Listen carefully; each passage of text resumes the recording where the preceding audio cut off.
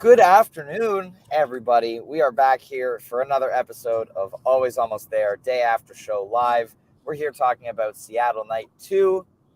Neil, how are you? I'm doing great. I went to bed before the show even started, so I'm well rested. This is the opposite of you. Sunday night Neil doesn't stay up until 3 in the morning. I do not. And this show finished approximately 3 hours ago, or 12 hours ago. So, Good. I mean, Nice like, this is a fresh for recap. This is about as fresh of a show recap as you're going to get. Yeah, right now. It's true. I'm currently, we are en route from Seattle to Eugene today, just about to get into Portland, where we're going to spend a couple hours this afternoon. Excited. The drive has been gorgeous so far. We've gone through back and forth from rain to sun probably 15 times over the course of the last couple hours, which is really something. But before we dive into today's episode, of course, quick word from our sponsor, which is Beekeepers Naturals. Powered by nature and obsessively tested, Beekeepers uses potent ingredients like propolis, pollen, and royal jelly and steers clear of added chemicals. In a day and age where we want to boost our immune system as much as possible, Beekeepers Naturals has many products from lozenges to gut health supplements to support us and tap into the magic of nature. Personally, I don't leave home without one of their propolis throat sprays, which has been very, very helpful for me over the last 5 shows, keeping my singing voice in working order. Use code STORMSOUND to check out for 20% off your order at beekeepersnaturals.com. Get for yourself. Take care of that throat while you're singing. Shall we bring on our guest? Oh, I have a question first. Oh, you do have a question first. Does Beekeepers Naturals have a product that will cure my achy, breaky heart? I don't know. Well, you don't know until you try. Yeah. All right. Well, we'll figure it out. Let's bring on our guest. We've got Taylor here today. Taylor, how are you doing? I am doing well. After 2 nights of Goose, I'm in the lobby of my hotel in Seattle, about to go and explore a bit and then head to the airport. So all is well here. Yeah. Well, thank you very much for coming on the pod today. We're excited to have you on. I know we had you on a few months back, so looking forward to chatting about last night's show with you. We have a question from the chat. Neil, how long were you waiting for that achy breaky heart? You know what's funny is I try to think of a terrible joke every single time we start off, but this one was just too good to walk away from. I had to do it. It's pretty good. Also, I think it underscores, that no one should ever take anything I say on this podcast seriously. Because people have recently done that, and I don't know what you're thinking if you actually take me seriously. But hey, there it is. There's a lot that you say that should be taken seriously, but there's also a lot that you say that should not be taken seriously. Yeah, I'm like basically almost credible, is what you're saying. Yes, always almost credible. That's amazing. Change the name of the podcast. That's pretty good. That's pretty good. Well, let's get into last night's show a little bit. For me, this was, we talked about kind of the catharsis that we felt during the long set on Saturday night after getting through those PA issues. Felt like last night was that to another level. The energy in the room the whole night was just off the charts. Absolutely amazing. I felt, at least in my section in the balcony, there were a lot more people standing up and dancing last night. We had the Vibes guy up with us, Haps last night, which obviously is going to elevate the energy in the area. I also had one of my oldest friends who I've known since preschool, who lives in Vancouver now. He drove down with his brother, their first Goose show last night. They had an amazing time. So it was, it was amazing. Vibes were excellent, high, immaculate, whatever you want to call it. Taylor, what was your pre-show vibe like? Where did you end up? Tell us about it. Yeah. It was similar. We were in the balcony last night as well. Really easy entry. I don't know about you, but I mean, it was a breeze. You go up, they're like, go up 1 flight of stairs, and you're in your seat. Concessions, everything was really, really easy, and yeah, the vibes were good. I mean, it was I would say chill, but people were into it, so it was really cool. Like, I feel like the East Coast shows a little bit more. It feels a little bit more crowded, maybe a little more pent up energy. This was a lot more room to breathe, but people were excited. So that Pacific Northwest vibe, Yeah, amazing. And Neil, how was your bed last night? That's what you were doing. Sleep when the show started. I'm not gonna lie. Did listen today though. I Yes. did listen today. Yeah, you're always almost prepared for the podcast. Always somewhat prepared. Almost. Yes. Sometimes All right. Well, prepared. yes. Well, let's get into the show. We get a pretty awesome first set here, in my opinion. Lots of great energy, lots of great execution of some amazing songs, of course. But we start off with Turbulence, Dr. Darkness, Yeti, Silver Rising. Kind of the songy part of the set. The energy was, as I said, the energy was amazing from the first notes of Turbulence. This song has become one of their most reliable show openers. It gets the crowd moving. It's catchy, and it has a huge peak. In my opinion, it's the perfect way to start off a show. And so I was really happy to see this one pop up again. Dr. Darkness is always nice. And I was thinking about it this morning, how there's a really interesting contrast between Turbulence and Dr. Darkness in terms of mood. And it showcases the different sides of Rick's songwriting and the Matt Campbell songwriting. I think Dr. Darkness is a collaboration one from them as well. But you get this, this upbeat, fun rockin' tune, kind of shades of Billy Joel, etc. And then you go for Dr. Darkness, which is just this like heavy, like kind of powerful song, darker, obviously. But I really like it. I know there are those out there who aren't huge Dr. Darkness fans. I love this song personally. I think it works really, really well in the first set. When they put it in, get that nice, quick little bout of dissonance and crazy noise before. But Taylor, what were your thoughts on these first two songs of the show? Yeah. It was, like you said, it was a songy start, but I love these two songs, and I think I was actually had in my notes to speak to the contrast because they're very different vibes, but both very well executed. I love Turbulence. Ever since the first time I heard it, it's been one of my favorite Goose songs. I love it. It's got some really cool sections, and like you said, that peak it never gets old. Yeah. And then I feel like Dr. Darkness is it's become one of my favorites as far as the energy. It's like you said, it's a little darker.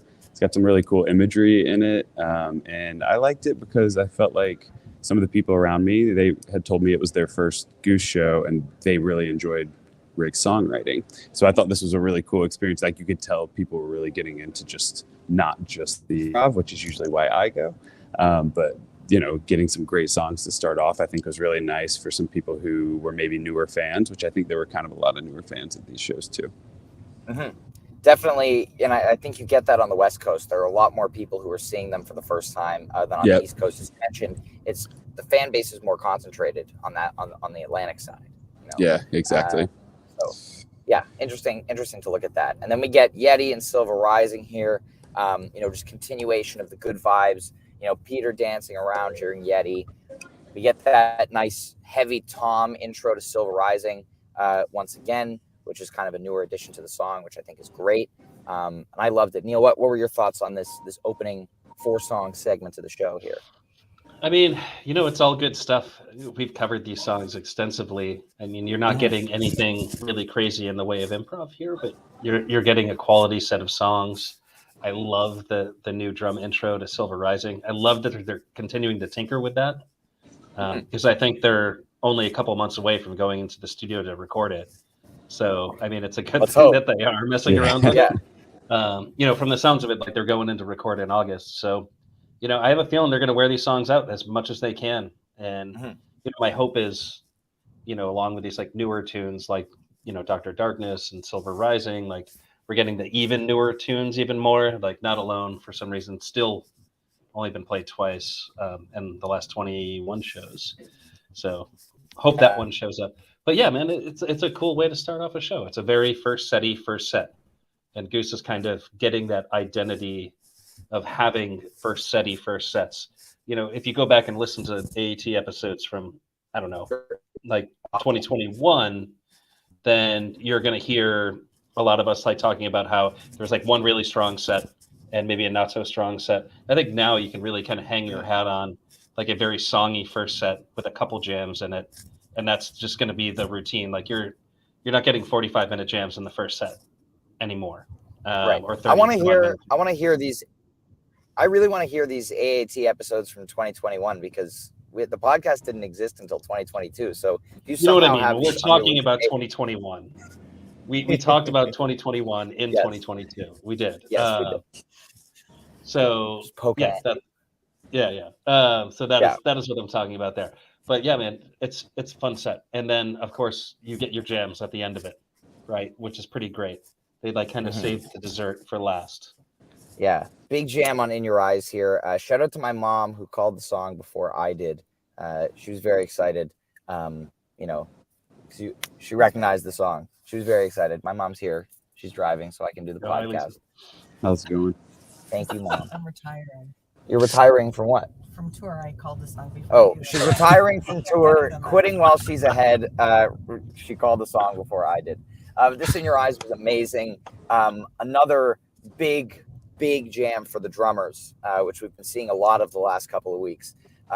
Just a lot of toms. Jeff adding some amazing percussion. Jeff has really been sticking out over the last number of shows. He's been, much more active than we've seen from him a lot in kind of his entire tenure in the band. And so it's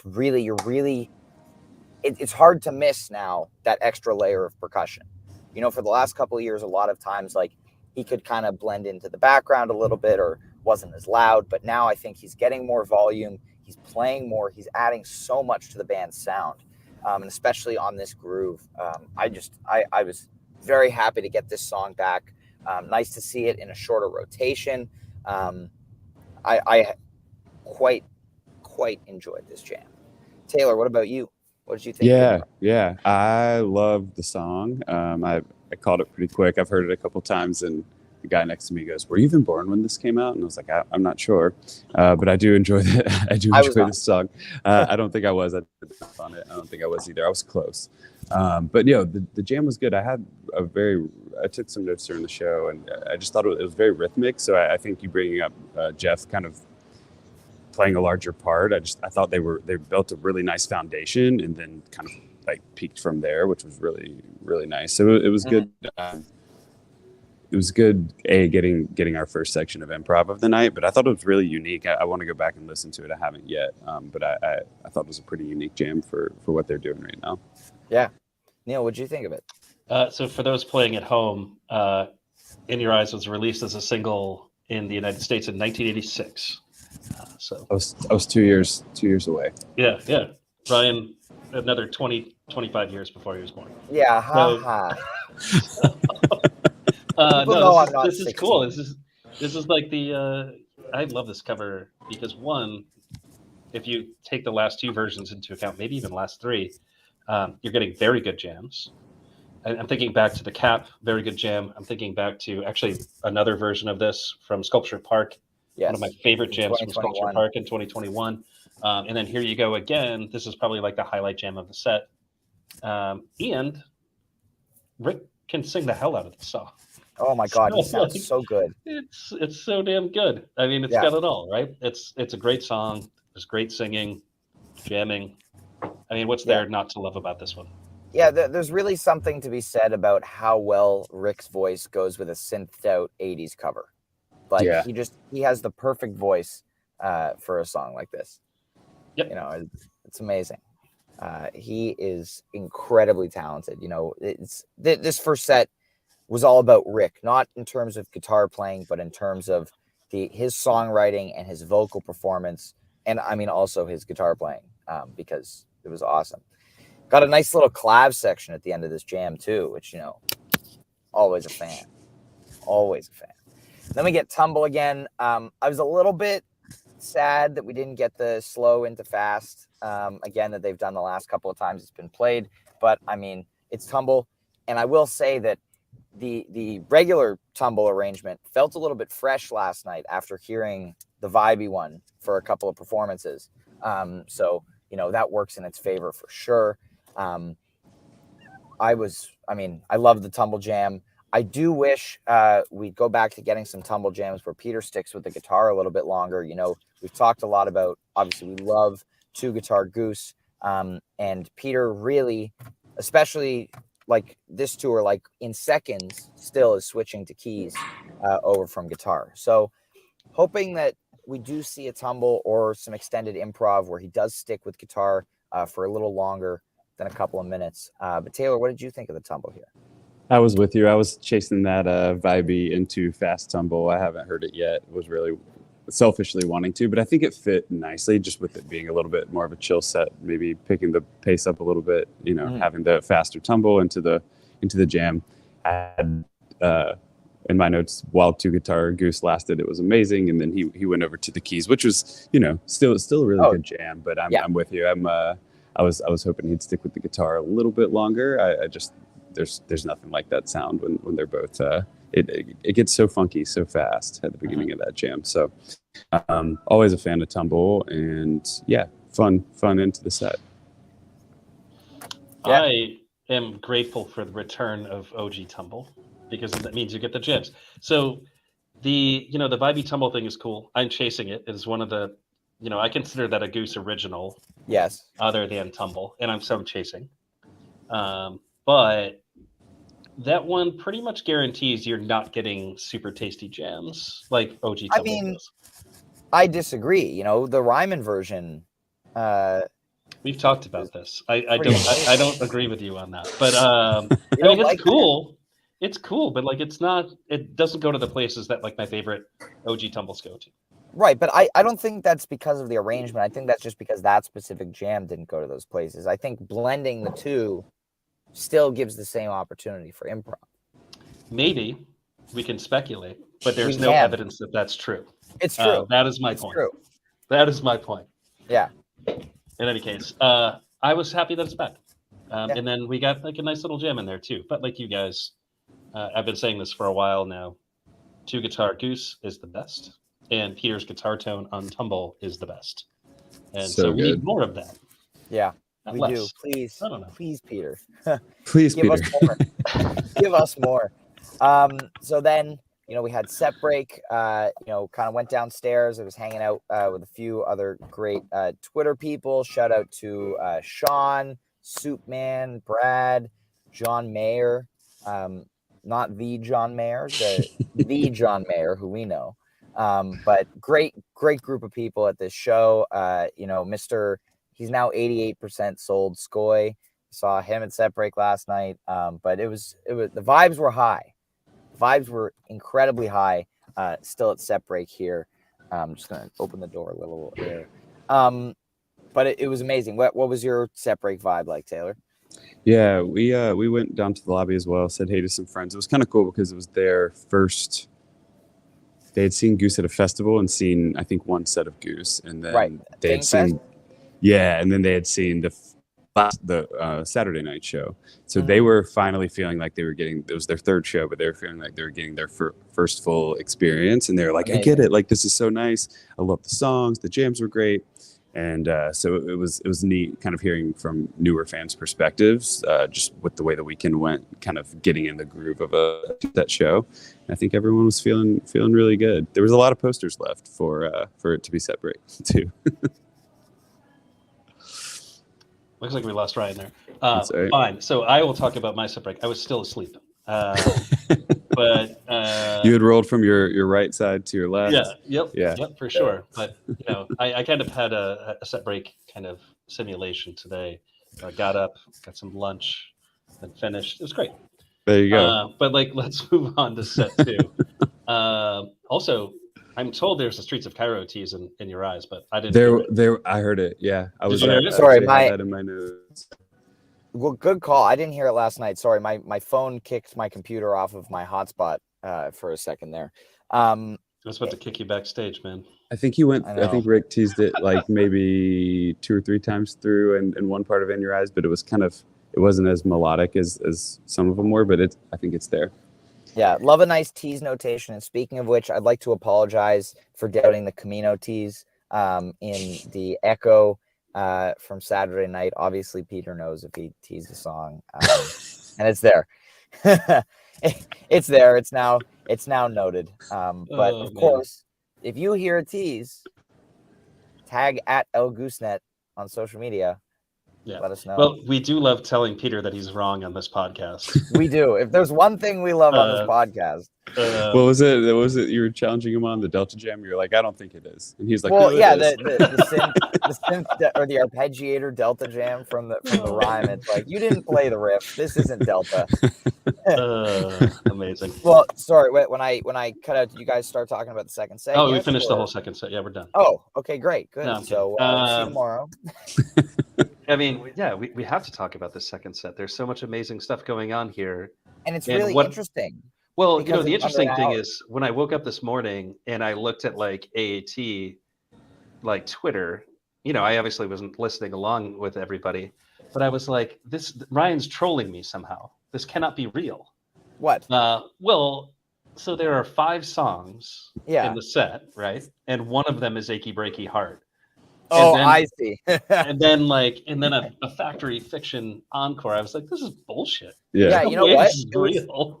I was thinking last night, I was like, ooh, I'm going to purposely mislead everybody just to screw with Neil when he wakes up in the morning. Yeah, I didn't know. Vickers Yeah. is crafty. Anything can happen. It's true. Anything. And he plays the long game. We know this. So I thought it was a troll at first, and I had to go to Facebook to actually verify the set list.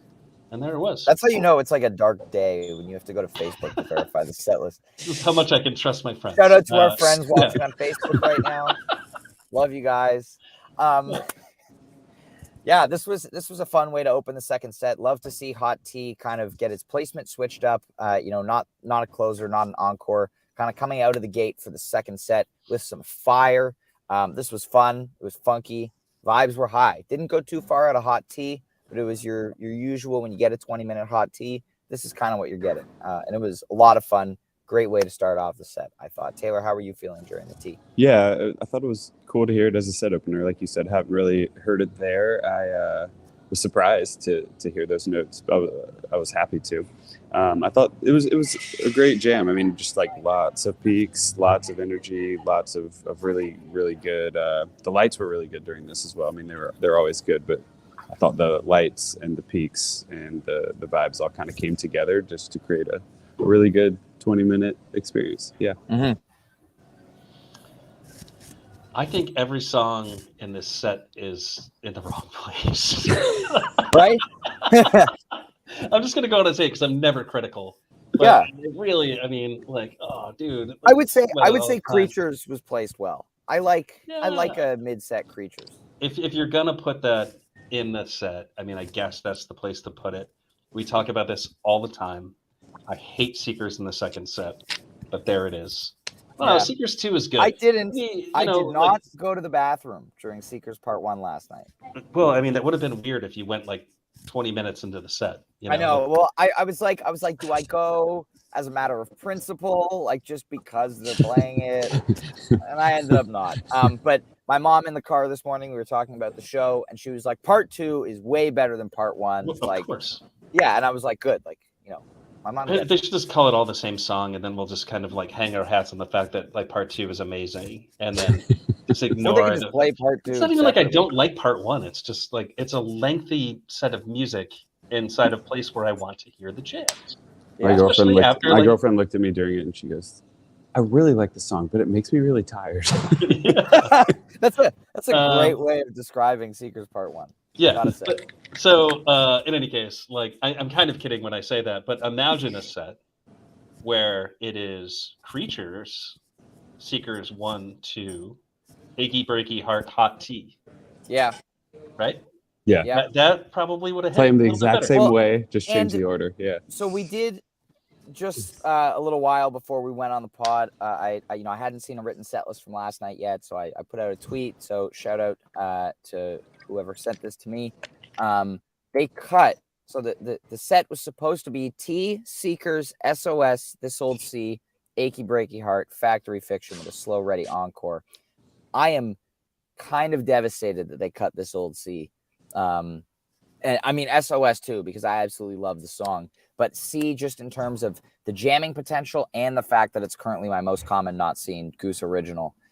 So I'm hoping And it we was get like that. a 50-something minute set, right? So Yeah, it was under an there's hour. There was time.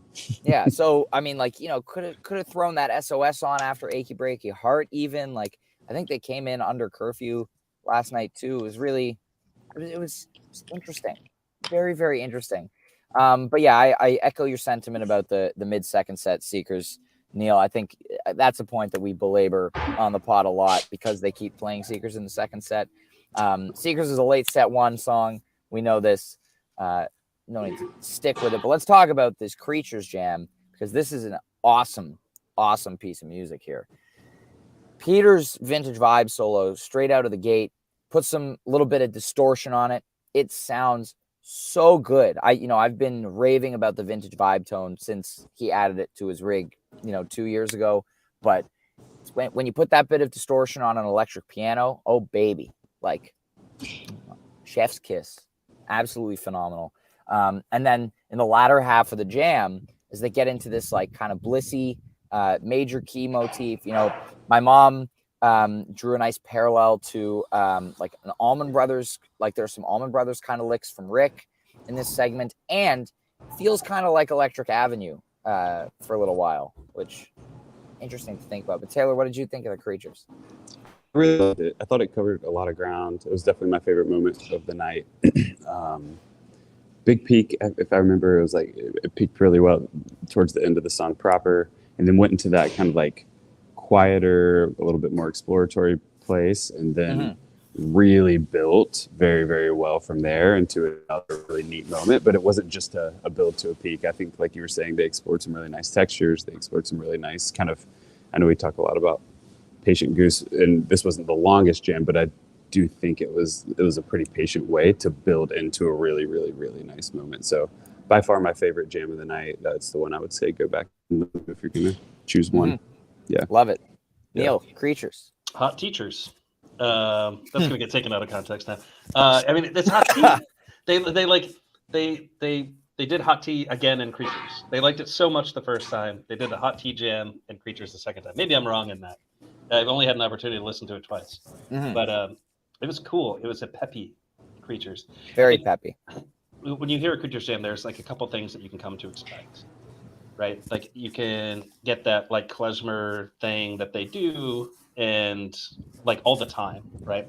Or that kind of jam that borders on the like Tarantella, yeah, and like like when that comes in Creatures, you're like, oh yeah, it's another Creatures. This jam was different, and it was good, and this is straight not for the peak. Yeah, and like a lot of really good vintage vibe in there, which there are older Creatures from many years ago that kind of have that kind of vibe to it. And by many years ago, you mean 2021? Yeah, many. Long forgotten Creatures. More than one. Years and years. But yeah, if you think about 2021 Creatures, yes, that's a really good example of what I'm talking about. And I'm not saying just that vintage vibe sound like in the olden days when he had the whirly patch or whatever on the. Back then he wasn't playing keys on Creatures. That started with the vintage vibe. Before 2021, it was always a guitar tune.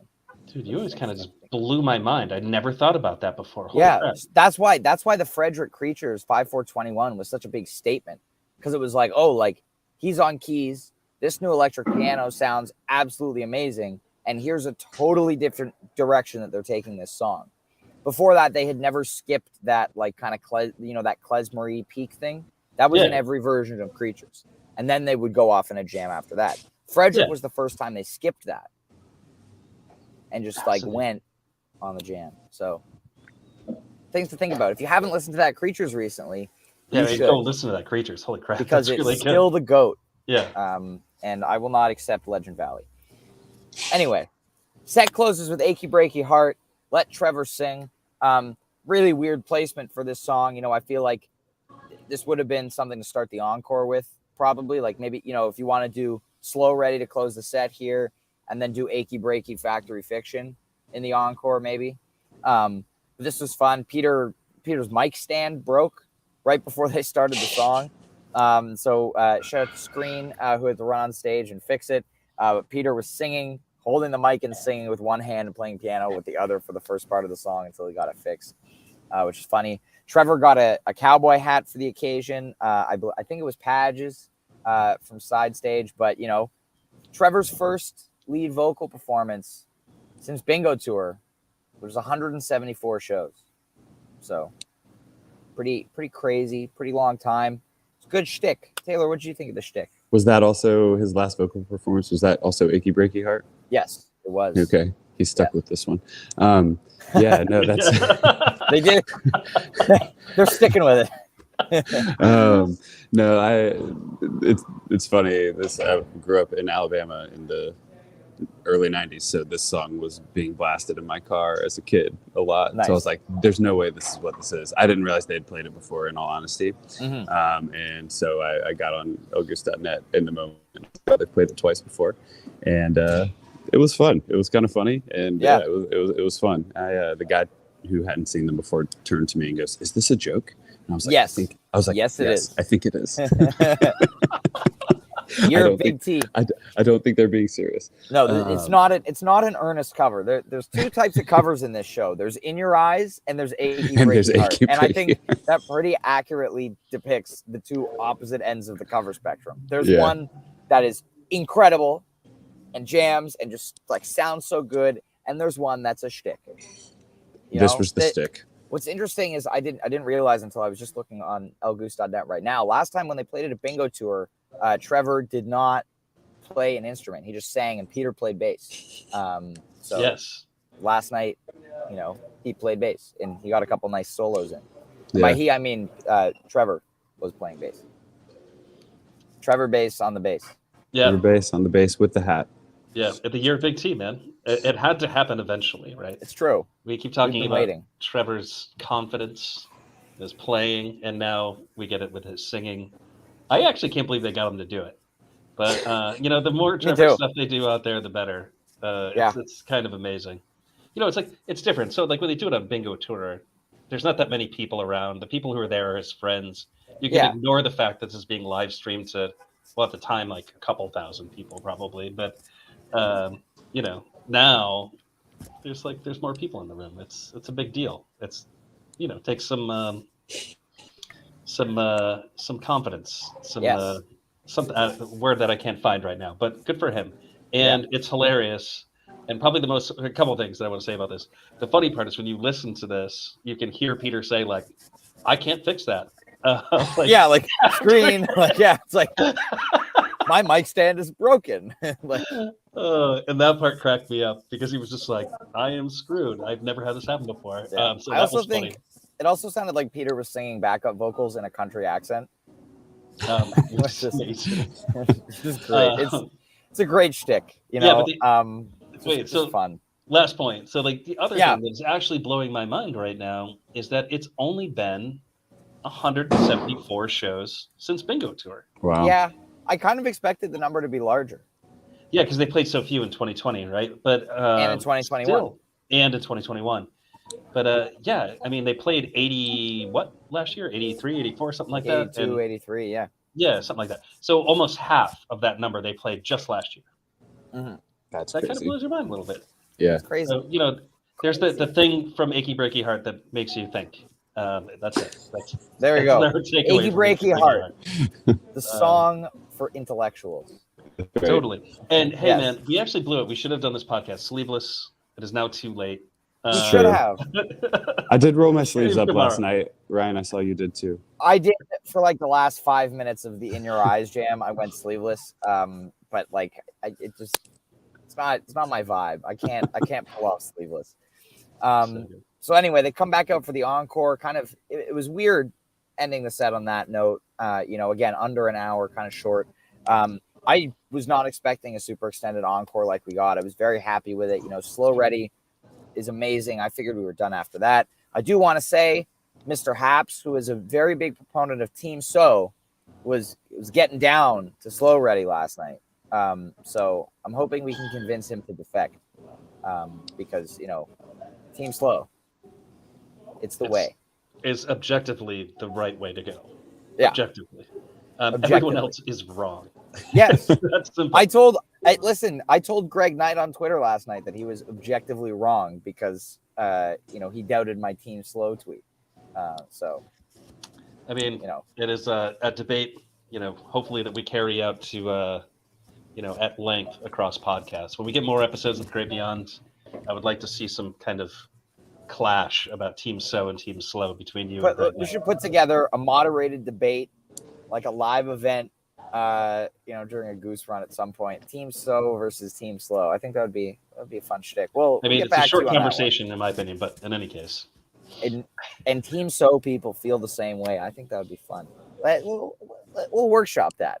Right. And then after Slow Ready, absolutely out of nowhere, total surprise for me, Factory Fiction. I was so excited to hear this. First one of the year, last one obviously was played at Goose in December.